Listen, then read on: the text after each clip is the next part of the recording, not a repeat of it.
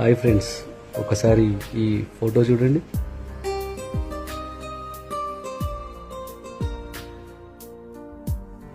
చూశారు కదా, ఇందులో ఏముంది? చెడు వినొద్దు, చెడు మాట్లాడొద్దు, చెడు చూడొద్దు. ఇది పాతకాలం, కానీ ఇది కలికాలం.